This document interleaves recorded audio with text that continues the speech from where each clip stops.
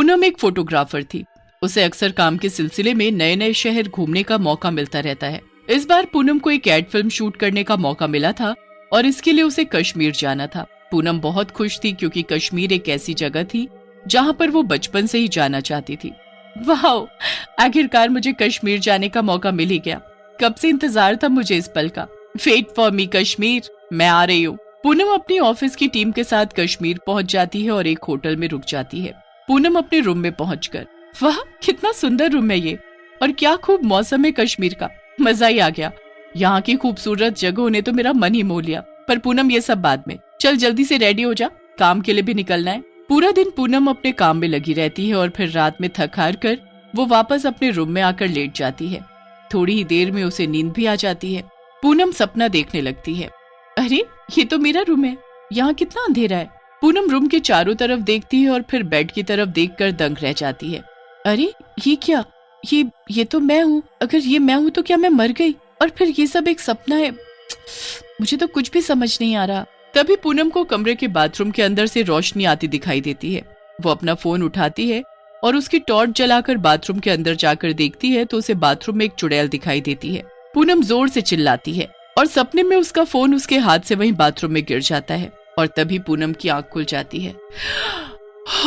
अरे ये एक सपना था।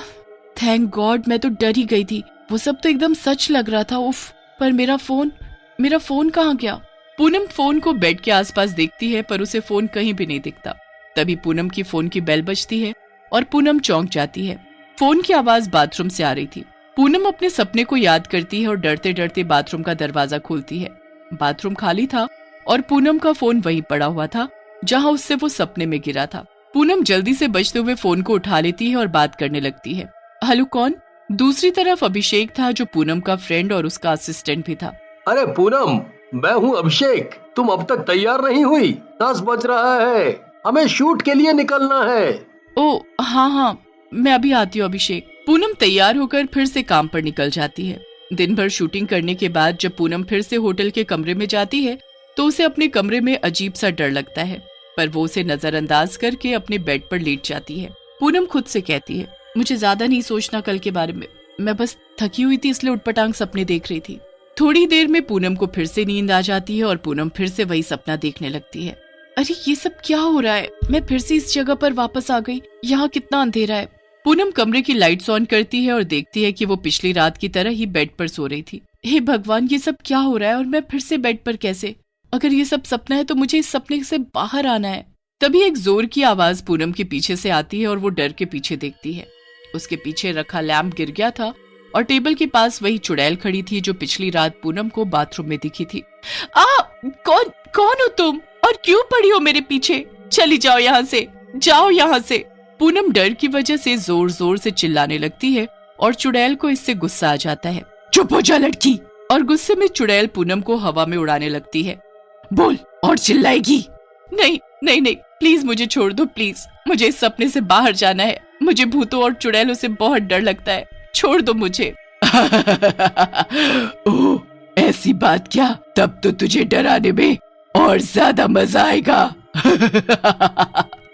नहीं, माफ कर दो मुझे, छोड़ दो मुझे। ठीक है, जैसा तुम कहो।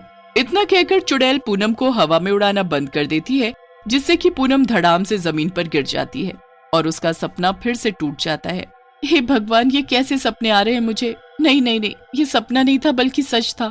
मुझे पता है ये सब सच था। कितना दर्द हो रहा है कमर में, जरूर हवा से नीचे गिरने की वजह से। पूनम देखती है कि कमरे के कोने में रखा टेबल लैंप भी नीचे गिरकर टूट गया था और इससे पूनम को यकीन हो जाता है कि वो सपना नहीं देख रही थी और वो सब सच था। पर वो सब क्या था ये पूनम खुद भी नहीं जानती थी। तभी पूनम के दरवाजे की बेल बजती है। पूनम जाकर दरवाजा खोलती है। बाहर अभिषेक खड़ा था। अभिषेक, मुझे बहुत डर लग रहा है, मुझे इस कमरे में नहीं रहना। अरे पर हुआ क्या? आओ अंदर चलो और मुझे पूरी बात बताओ। जैसे अभिषेक अंदर जाता है और कमरे में टूटे हुए लैंप को देखता है तब वो डर जाता है। क्या बात है पूनम, क्या रात में कमरे में कोई घुसा था? नहीं अभिषेक, कमरे में नहीं बल्कि मेरे सपने में। पूनम अभिषेक को सारी बात बताती है पर अभिषेक को उसकी बात पर यकीन नहीं होता। ये सब तुम क्या कह रही हो पूनम? जरूर तुम्हें वहम हुआ होगा थकान की वजह से। इतना टेंशन मत लो यार। चलो काम पर भी जाना है। तुम्हें पता है ना ये प्रोजेक्ट हमारे लिए कितना इम्पोर्टेंट है। ठीक है अभिषेक, मैं अभी तैयार होकर आती हूँ, तुम चलो। पूनम को अभी भी कमरे में बहुत डर लग रहा था, इसलिए वो जल्दी से रेडी होकर काम के लिए निकल जाती है। रात में भी पूनम वापस उस रूम में नहीं जाना चाहती थी, इसलिए वो होटल के मैनेजर से रूम चेंज करने के लिए कहती है। सर प्लीज प्लीज मेरा रूम चेंज कर दीजिए, भले आप उसके पैसे डबल ले लीजिए। आई एम सॉरी मैम, अगर आपको नया रूम चाहिए तो कम से कम कल तक का वेट करना पड़ेगा। पूनम फिर से अपने रूम में पहुंच जाती है और खुद से कहती है, कोई बात नहीं पूनम, सिर्फ आज की बात है, कल तो मैं वैसे भी रूम चेंज कर लूंगी, कुछ नहीं होगा, डोंट वरी। पूनम खुद को दिलासा देती है और सोने के लिए बेड पर लेट जाती है, पर उसे सोने से डर लग रहा था। थोड़ी देर में पता नहीं कैसे पूनम को अपने आप बहुत तेज नींद आने लगती है और वो फिर से सो जाती है। पूनम फिर से सपने में पहुंच जाती है, पर इस बार पूनम ने फैसला कर लिया था कि वो डरेगी नहीं। डरना नहीं है पूनम, क्योंकि ये तुम्हारा सपना है और इसे तुम खुद कंट्रोल कर सकती हो। यहाँ पर अगर किसी के पास सबसे ज्यादा पावर है तो वो तुम हो, क्योंकि ये तुम्हारा माइंड है। तभी पूनम को फिर से वो चुड़ैल दिखाई देती है। क्या हुआ पूनम, तुम तो रूम चेंज करने वाली थी, मुझे लगा नहीं था कि तुम वापस इस कमरे में आओगी, पर मानना पड़ेगा तुम्हारी हिम्मत को। हाँ, मैं तुझसे नहीं डरती चुड़ैल, पर डरना तो चाहिए, क्योंकि आज मैं तुझे खत्म कर दूंगी। पर इस बार पूनम हार नहीं मानती। वो जानती थी ये उसका सपना है, इसलिए वो ज्यादा ताकतवर है। नहीं, मैं नहीं मरूंगी, अगर कोई मरेगा तो वो तू है। इतना कहकर पूनम जोर से चिल्लाती है और पास रखे लैम्प को फेंक कर चुड़ैल पर मारती है, जिससे चुड़ैल घायल हो जाती है। ये क्या किया तूने? ये मेरा सपना है और इस पर सिर्फ मेरा कंट्रोल है। इतना कहकर पूनम एक रॉड उठाती है जो वो शाम को अपनी सुरक्षा के लिए कमरे में लाई थी। अब जल्दी बता, तूने मुझे क्यों डराया, इससे पहले कि मैं तुझे मार डालूं? नहीं, अभी बताती हूँ। दरअसल कुछ महीनों पहले मैं अपने पति के साथ कश्मीर हनीमून मनाने आई थी, पर यहाँ पहुंचने के बाद मैंने मेरे पति को फोन पर बात करते सुना, जिससे मुझे ये पता चला कि उसने मुझसे शादी सिर्फ मेरी प्रॉपर्टी के लिए की थी और वो मुझे मारने वाला था। मैंने उसे बता दिया कि मैं सब जानती हूँ और मैं उसे डिवोर्स दे दूंगी। मैंने ये बोलकर एक दूसरा रूम इसी होटल में ले लिया।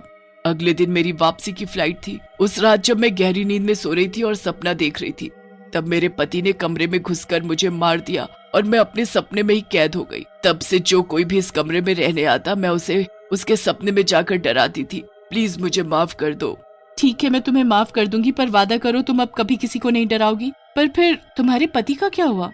जैसा कि मैंने कहा, मेरे पति ने मुझे अपने प्लान के हिसाब से मार दिया, पर मैंने अपनी बहन को मरने से पहले सब बता दिया, इसलिए उसने मेरे पति को जेल भिजवा दिया। तो फिर तुम अब तक क्यों भटक रही हो? क्योंकि इस कमरे में उस टेबल के अंदर एक एनवलप है जिसमें मेरे साइन किए हुए प्रॉपर्टी के पेपर्स हैं। मैंने मरने से पहले प्रॉपर्टी मेरी बहन के नाम कर दी थी। तुम अगर ये उस तक पहुंचा दो तो शायद मेरी आत्मा को शांति मिल जाए। ठीक है। तभी पूनम की नींद खुल जाती है और उसे होश आ जाता है। वो जल्दी से उठकर उसी टेबल के अंदर देखती है जहाँ पर चुड़ैल ने बताया था, और उसे वहाँ वही पेपर्स मिलते हैं। कश्मीर से वापस लौटने पर पूनम चुड़ैल की बहन को वो पेपर्स दे देती है, जिससे चुड़ैल की आत्मा को शांति मिल जाती है।